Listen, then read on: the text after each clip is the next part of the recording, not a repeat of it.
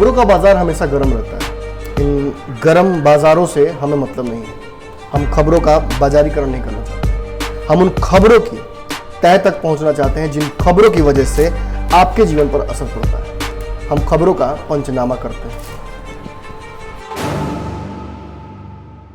हैं। फिलहाल बड़ा सवाल यह है कि ये अमित जायसवाल को लाना, बिहार प्रदेश कांग्रेस जो भाजपा है इसका अध्यक्ष बनाना, ये कहीं ना कहीं नरेंद्र मोदी और अमित शाह की एक सोची समझी साजिश है। तो बिहार के ये भाजपा के नेता बहुत ज़्यादा बड़बोले हो गए हैं और इनकी वजह से बिहार में गठबंधन को नुकसान हो सकता है और बिहार में भाजपा के पास कोई अपना वोट बैंक नहीं है। कि बिहार को लेकर बहुत ज़्यादा आशान्वित या बहुत ज़्यादा करुणामय भाजपा के केंद्रीय नेतृत्व नहीं है। पीपी किट्स की बात हो या बिहार को राहत पैकेज देने की बात हो या बिहार को जो विशेष राज्य का दर्जा देना हो या स्पेशल पैकेज की बात हो, सभी में हमने देखा कि नरेंद्र मोदी सरकार का ढुलमुल रवैया रहता है, ये सोच जानते हुए कि बिहार में एनडीए की सरकार। नमस्कार, भारत लाइव देख रहे हैं आप और ये है आपका पसंदीदा शो पंचनामा। पंचनामा में मैं खबरों की चीरफाड़ करता हूं और खबरों के अंदर की खबर दिखाता हूं, उन खबरों को जो कहीं ना कहीं मेन स्ट्रीम मीडिया छोड़ देती है या फिर अपनी सहूलियत और अपनी स्वायत्तता के साथ लोग खबरों को छोड़ देते हैं। उन खबरों को मैं स्थान देता हूं और उन खबरों के अंदर जाकर मैं वो सच्चाई बाहर निकालने का प्रयास करता हूं जो शायद आपसे सरोकार रखे और शायद उस बात पर आपको भरोसा हो सके। आज जो खबर मैं लेकर आया हूं उससे पहले जैसे मैं रोज करता हूं पंचनामा में एक कहानी सुनाने का प्रयास करता हूं। आज भी एक कहानी है कि एक बार एक मजबूत रस्सी थी। गांव के लोग उस रस्सी से कुएं से पानी निकाला करते थे, लेकिन एक दिन वो रस्सी टूट जाती है। अब गांव वाले चिंतित हो जाते हैं कि ये रस्सी आखिर टूटी कैसे। कोई ये नहीं समझ पा रहा था कि ये रस्सी इतनी मजबूत थी, इतने दिनों से चली आ रही थी, इसके टूटने का मुख्य कारण क्या होगा। लेकिन बड़ी समस्या सामने ये थी कि अब गांव वाले पानी निकालेंगे कैसे। कोई गांव का बहुत चालाक व्यक्ति आया, उसने कहा कि हम एक दूसरी रस्सी लेकर आते हैं जो इसके स्थान पर यूज की जाएगी और कुएं से पानी निकाला जाएगा। कई लोगों ने इसके समर्थन में ये बात कही कि बिल्कुल सही है, आइडिया सही है, इस्तेमाल किया जाए। कुछ लोगों ने कहा कि ये जो पुरानी रस्सी है ये ज़्यादा सटीक थी, विश्वसनीय थी, इससे जो पानी निकलता था वो मीठा था। अब हुआ यूँ कि नई रस्सी लगाई गई, रस्सी को से पानी निकाला गया। बहुत सारे लोगों ने पानी पिया, बहुत सारे लोगों ने पानी नहीं भी पिया। कुछ लोगों ने जो पानी पिया उसमें से किसी ने ये बात कह दी कि इस रस्सी की वजह से ये पानी मीठा नहीं लग रहा है। अब इस बात पर भरोसा कितना करना चाहिए ये तो आपके विवेक पर है, लेकिन सच्चाई यही है कि उस रस्सी के कारण नहीं, जो लोगों ने कहा कि पानी मीठा नहीं लग रहा है, ये गांव में बात रातों रात फैल गई और पुरानी रस्सी को लाने के लिए लोग बहुत प्रयास करते रहे। लेकिन रस्सियों का एक पौराणिक वसूल है।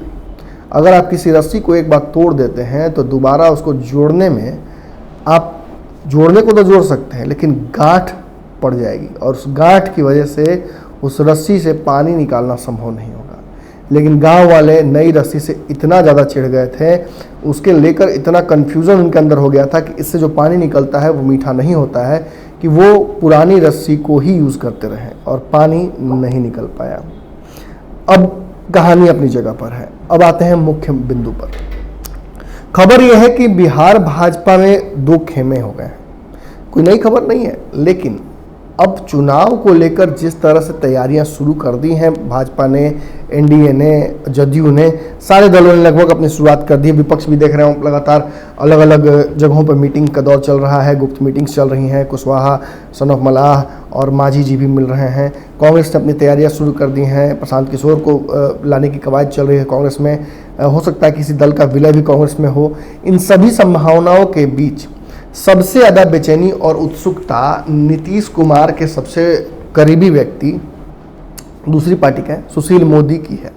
सुशील मोदी है तो भाजपा में, लेकिन नीतीश के प्रति इनकी ईमानदारी पर शक नहीं किया जा सकता है। जिस वक्त नीतीश कुमार भाजपा से अलग थे उस दौरान भी सुशील मोदी सबसे दुखी थे। बहुत कलेजे पर पत्थर रखकर नीतीश कुमार के खिलाफ कोई बात बोलते थे, बोलना पड़ता था, क्योंकि जिस पार्टी में है उस पार्टी की मर्यादा और उस पार्टी की आइडियोलॉजी को भी फॉलो करना है। नीतीश कुमार ने नरेंद्र मोदी को धोखा दिया था और नरेंद्र मोदी प्रधानमंत्री बन गए थे, तो तो ऐसे में अपनी पार्टी में अपनी साख बचाने के लिए कुछ ना कुछ उन्हें बोलना पड़ा। लेकिन जिस तरह से सिलेक्टिव क्रिटिसिज्म सुशील मोदी करते रहे नीतीश कुमार की और अंदर ही अंदर उनसे मुलाकातों का दौर जारी रखा, और 2017 में जब नीतीश कुमार वापस भाजपा के साथ चले गए तो ये साबित हो गया था कि कहीं ना कहीं अंदर से जो बातें थीं, जो सब कुछ सुलह की प्रयास था वो जारी था। सुशील मोदी और नीतीश कुमार आपस में एक हो रहे थे। लेकिन इससे घाटा हुआ सुशील मोदी को। सुशील मोदी पूरी तरह से एक्सपोज हो गए हैं। आज सुशील मोदी बिहार में भाजपा के सबसे बड़े नेताओं में से माने जाते हैं। उप मुख्यमंत्री भी हैं, जो कि उनको हर बार मिल जाता है तोहफे में नीतीश कुमार के साथ आने में। लेकिन उनकी साख अपनी पार्टी में काफ़ी कम हो गई है। अभी कुछ दिनों पहले ही उन्होंने चुनावी तैयारियों को लेकर बहुत सारी बातें कहीं, सोशल मीडिया के बारे में भी बहुत सारी बात बोल रहे थे। लेकिन इस दौरान उन्होंने एक बात कह दी कि चुनाव अब डिजिटल प्लेटफॉर्म पर करने का समय आ गया है। एक तरफ जहाँ सोशल मीडिया पर लोग गाली दे रहे हैं, ये बात वो कह रहे थे, विश्वसनीयता पर सवाल खड़े कर रहे थे, वहीं दूसरी तरफ इस तरह का कहीं ना उन्होंने एक सवाल खड़ा कर दिया कि डिजिटल तरीके से चुनाव हो सकते हैं। अब इस मुद्दे पर जदयू ने तो उन्हें तुरंत ही सुना दिया था। केसी त्यागी ने साफ तौर पर यह बात कह दी थी कि ऐसा संभव ही नहीं है। विपक्ष ने भी इस बात पर घेरा था कि जब ईवीएम पर भरोसा नहीं किया जा सकता है तो फिर कहीं ना कहीं डिजिटल चुनाव बेमानी हो जाते हैं। ऐसी परिस्थिति में अब उनकी पार्टी के लोग भी उन पर सवाल खड़े करने लगे हैं। आपको बता दें कि संजय जायसवाल, जो कि कहा जाता है कि बिहार में भाजपा के उन नेताओं में से हैं जिन पर अमित शाह को पूरा भरोसा है। अब सुशील मोदी पर अमित शाह को भरोसा है कि नहीं है, इस बात पर भी हम चर्चा करेंगे। लेकिन फिलहाल बड़ा सवाल ये है कि ये अमित जायसवाल को लाना, बिहार प्रदेश कांग्रेस जो भाजपा है इसका अध्यक्ष बनाना, ये कहीं ना कहीं नरेंद्र मोदी और अमित शाह की एक सोची समझी साजिश थी, जिसके तहत वो चाहते थे कि नीतीश कुमार के साथ वाला एक जो समूह है, जो बिहार में आपको पता है कि कैबिनेट मंत्री भी कई लोग हैं भाजपा कोटे के, जो उसमें कई लोग नीतीश कुमार से इत्तेफाक भी रखते हैं, कुछ लोग नीतीश कुमार से इत्तेफाक नहीं भी रखते हैं। लेकिन सबसे ज़्यादा नीतीश कुमार के करीबियों में से सुशील मोदी का नाम सामने आता है। ऐसा ही एक गुट है जो नीतीश कुमार से लगातार खफा रहता है। उसके दो कारण भी हैं। एक सबसे बड़ा कारण यह है कि सुशील मोदी जिस तरह से अपने पार्टी में कहीं ना कहीं जोड़ तोड़ करके नीतीश कुमार साथ बार बार भाजपा को लेकर जाते हैं, इससे भाजपा भी कहीं ना कहीं बिहार में कमजोर होती है, वो अपने पांव पर खड़े नहीं हो पाती है। और ऐसे में भाजपा के जो कुछ सिपाही हैं जो चाहते हैं कि पार्टी अकेले चले, मजबूत चले, वो साफ तौर पे आप देखते होंगे कि कई बार बयान देते रहे हैं। ऐसे में आपने एक खास चीज़ देखा होगा कि भाजपा के कुछ नेता हैं, खास समूह है एक। अब उन लोगों की आप चर्चा कर सकते हैं, नाम भी बाकायदा है। कई एमएलसीज हैं, सच्चिदानंद राय हैं। आप अगर सिवान की तरफ जाएंगे तो आप देखेंगे कि टुन्ना पांडे वहां से नीतीश कुमार का विरोध करते रहते हैं। आपने कल ही देखा कि एक और एमएलसी हैं संजय पासवान, उन्होंने भी साफ तौर पर नीतीश कुमार को योगी आदित्यनाथ से सीखने की बात कही और ये भी कहा कि बंद कमरों से बाहर निकलकर एसी से उन्हें निकलना चाहिए और जनता के बीच आना चाहिए, ताकि जनता की विश्वसनीयता उनके प्रति खत्म ना हो जाए।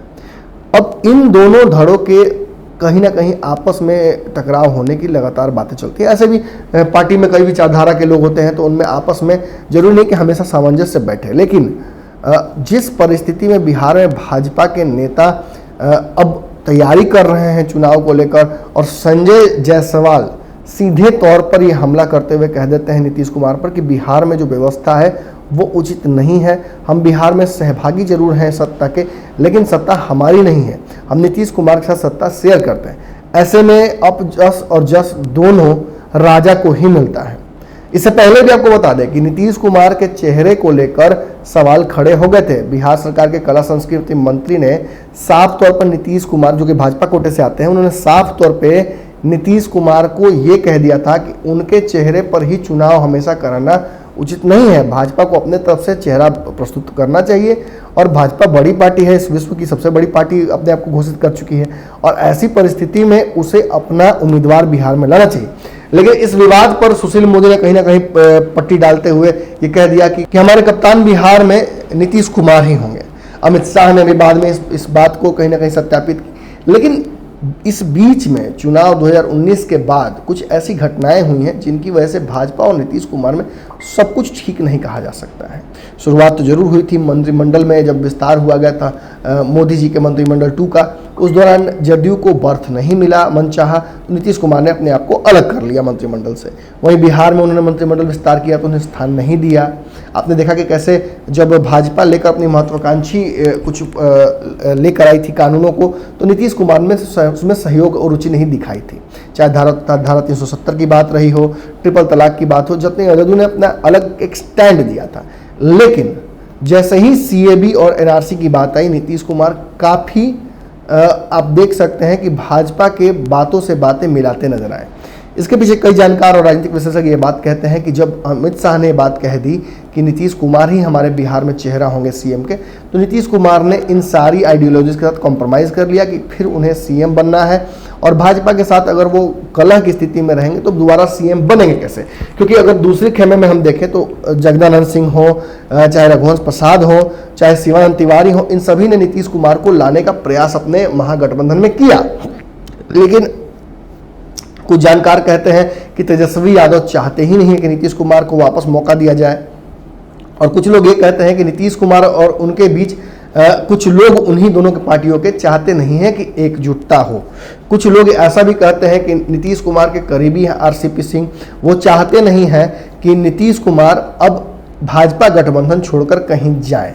कहा जाता है कि RCP सिंह की भाजपा के कई नेताओं के साथ अच्छी पटती है और उनकी अमित शाह से भी अच्छी दोस्ती हो गई है, और इसी का कहीं ना कहीं वो चाहते हैं कि नुकसान ना हो, दोस्ती में फिर से खटास ना आए। क्योंकि पिछली बार जिस तरह से परिस्थितियां हुई थी उसका घाटा दोनों पार्टियों को झेलना पड़ा था। हालांकि नीतीश कुमार ने 2015 में कहीं ना कहीं एक महागठबंधन बनाई थी जिसमें लालू प्रसाद यादव भी थे, और उसकी वजह से उन्हें फिर से सत्ता प्राप्त हो गई थी। लेकिन भाजपा की खटिया बिहार में उस दौरान खड़ी हो गई थी।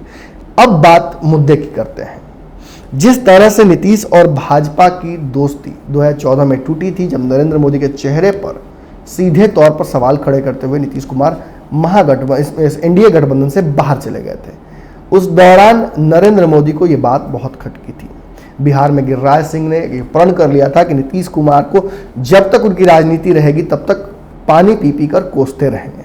गिरिराज सिंह अपने से कोई कमी नहीं की, यहाँ तक कि जब सत्ता पक्ष की तरफ से गिरिराज सिंह बिहार में सहयोगी बनते हैं, और चुनाव के दौरान आपने देखा होगा कैसे एक मंच से गिरिराज सिंह और नीतीश कुमार दिखे, तो उसके बाद भी नीतीश कुमार की क्लास लगाने में गिरिराज सिंह ने कोई कमी नहीं छोड़ी थी जब वो बिहार में सहयोगी बन के आए थे। लेकिन आपको पता होगा कि जब अमित शाह ने गिरिराज सिंह की क्लास लगाई थी, उस दौरान CP ठाकुर भी बहुत मुखर होकर सरकार के खिलाफ बोलने लगे थे। आपने देखा था कि कई भाजपा के नेता हैं जो कि नीतीश कुमार के और उनकी कार्यशैली और उनके सरकार के खिलाफ अपनी आवाज़ बुलंद करने लगे थे। लेकिन इस मुद्दे पर हमेशा कहा जाता है कि सुशील मोदी की अंतिम चलती है। सुशील मोदी सीधे आला कमान से ये बात कह देते हैं कि बिहार के ये भाजपा के नेता बहुत ज़्यादा बड़बोले हो गए हैं और इनकी वजह से बिहार में गठबंधन को नुकसान हो सकता है, और बिहार में भाजपा के पास कोई अपना वोट बैंक नहीं है, जो अगर भाजपा अकेले चुनाव लड़ेगी तो फिर 2015 वाली स्थिति हो जाएगी। लेकिन गिरिराज सिंह समेत बिहार के खास एक नेताओं का ग्रुप है भाजपा में, जो ये जानता है और मानता है कि बिहार में अगर भाजपा के लिए चुनाव लड़ेगी तो आज भले ही रिजल्ट अच्छे ना आए, लेकिन आने वाले समय में बिहार में नीतीश कुमार की आवश्यकता भाजपा को बार बार नहीं पड़ेगी, और फिर एक बार अगर भाजपा वहाँ यहाँ सत्ता में आ सकती है तो वो अपना मुख्यमंत्री भी दे सकती है और अपने हिसाब से राज्य को विकसित भी कर सकती है। क्योंकि राज्य के लोगों का और विपक्ष का हमेशा ये सवाल रहता है नरेंद्र मोदी से कि आप बिहार में डबल इंजन की सरकार मांग जरूर रहे थे, लेकिन जब सरकार आपको दे दी जनता ने तो आपने विकास नहीं किया। भाजपा भी कहीं ना कहीं जिस तरह से बिहार को लेकर द्वंद्व दर्जे का बर्ताव करती रही है केंद्र सरकार, ये इससे कहीं ना कहीं ये बात साबित हो जाती है कि बिहार को लेकर बहुत ज़्यादा आसान्वित या बहुत ज़्यादा करुणामय भाजपा के केंद्रीय नेतृत्व नहीं है। PPE किट्स की बात हो, या बिहार को राहत पैकेज देने की बात हो, या बिहार को जो विशेष राज्य का दर्जा देना हो, या स्पेशल पैकेज की बात हो, सभी में हमने देखा कि नरेंद्र मोदी सरकार का ढुलमुल रवैया रहता है, ये सोच जानते हुए कि बिहार में NDA की सरकार है। अब इन्हीं सभी चीजों पर कहीं ना कहीं ग्रहण न लगे और इनको दोबारा झेलना ना पड़े, इसलिए संजय जायसवाल और उनके साथ की जो टीम है, आपको बता दें कि संजय जायसवाल बिहार भाजपा के अध्यक्ष हैं, तो इनकी ज्यादा चलने वाली है संगठनात्मक जो डिसीजंस है उसमें, और चुनाव संगठनात्मक तरीके से ही होता है। तो इस परिस्थिति के लिए जो तैयारी संजय जायसवाल अपने तरीके से कर रहे हैं, अंदरूनी सूत्र बता रहे हैं कि उस तैयारी में नीतीश कुमार कहीं नहीं है। भाजपा के लिए वो सारे बूथों पर अपनी तैयारी कर रहे हैं, और बहुत जल्दी गिरिराज सिंह और अन्य नेता जो कि लगातार नीतीश कुमार की धज्जियां उड़ाते रहते हैं, उनको भी आप सुनने का लगातार अब आपको मौका मिलना शुरू हो जाएगा। लेकिन वहीं एक और धड़ा है जो कि सुशील मोदी के साथ खड़ा है, चाहे नंदकिशोर यादव हो, प्रेम कुमार हो, या और भी भाजपा के मंत्री हों जो नीतीश कुमार से पूर्व में भी काम कर चुके हैं और पूर्व में भी उनके साथ मंत्रालय नीतीश कुमार के कारण उनको मिला है, वो जानते हैं कि यह मंत्रालय बिहार में मिला है, इसका फायदा उठाने का समय है। और फिर ये सत्ता मिलेगी कि नहीं मिलेगी, अकेले तो संभव नहीं लग रहा है, क्योंकि आपको पता है कि 2014 में बिहार में सीएम कैंडिडेट के तौर पर प्रेम कुमार को अनऑफिशियली प्रोजेक्ट किया था, और जिस तरह की करारी हार हुई थी, प्रेम कुमार तो कम से कम ये बात समझ गए हैं कि दूध का जला भी छाछ भी फूक फूक के ही पिएगा। और इसी कारण कहीं ना कहीं सुशील मोदी भी, क्योंकि उनकी चुनावी राजनीति है नहीं, वो जानते हैं कि जब चुनाव लड़ने जाएंगे तो परिस्थितियां उतनी अनुकूल नहीं रहेंगी, और इसीलिए कहीं ना कहीं वो चाहते हैं कि नीतीश कुमार के साथ ही चला जाए और नीतीश कुमार जो डिसीजंस ले रहे हैं उसमें वो साथ दे रहे हैं। लेकिन बात वही आ जाती है, फिर कहीं ना कहीं नीतीश कुमार को बचाने में जो बातें बोल जाते हैं सुशील मोदी, उन्हीं बातों को लेकर वो फंस जाते हैं राष्ट्रीय परिप्रेक्ष्य में।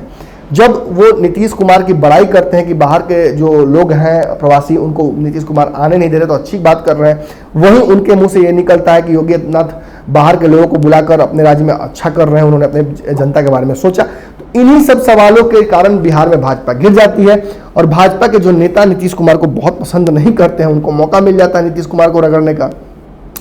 तो कहीं ना कहीं आपने खबर भी सुन ली, विश्लेषण भी सुन लिया, आपको मैंने वो कहानी भी बता दी जिस कहानी से इस विश्लेषण का कोई लेना देना नहीं था, या था।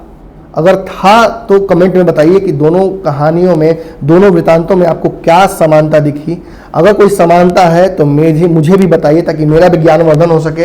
कमेंट बॉक्स मेरा खुला रहता है। मेरा पंचनामा आप लोगों को कैसा लगता है? लगातार सुधार की गुंजाइश है। आपने देखा कि मैं इस शो को लगातार आपके समक्ष ला रहा हूं, बहुत सारी कठिनाइयां होने की वजह से भी। आपको पता है कि लगातार लॉकडाउन है, कई लोग हमारे जो घरों में बंद हैं या घर से काम कर रहे हैं, जिनकी वजह से आप देखते हैं कि हम बहुत कम खबरें आप तक पहुंचा पाते हैं। लेकिन ये जो संवाद है आपके हमारे बीच का, ये हम स्थापित रखना चाहते हैं, इसके लिए हम प्रतिबद्ध हैं। आपको इस प्रतिबद्धता में कोई शक नजर नहीं आ रहा होगा, तो इसलिए उम्मीद यही करते हैं कि आपका हमारा जो साथ है वो बना रहे। हमारे कमेंट बॉक्स में अगर आप कुछ लिखते हैं, आप हमसे बात करते हैं, मेरा नाम नमन मिश्रा, आपको पता ही है, मैं संघ संपादक हूं, तो अगर ये सब चीजें अगर संवाद के तहत आपसे कि मेरी होती रहे, और रचनात्मक और रोचक तरीके से प्रस्तुत करने का प्रयास करूंगा। धन्यवाद। बढ़ाएं अपना कदम सक्सेस की ओर शिखर करियर इंस्टीट्यूट के साथ। शिखर करियर इंस्टीट्यूट पूर्वी भारत में एकमात्र कोचिंग संस्थान जो एक्सक्लूसिवली है मेडिकल एंट्रेंस एग्जाम के लिए।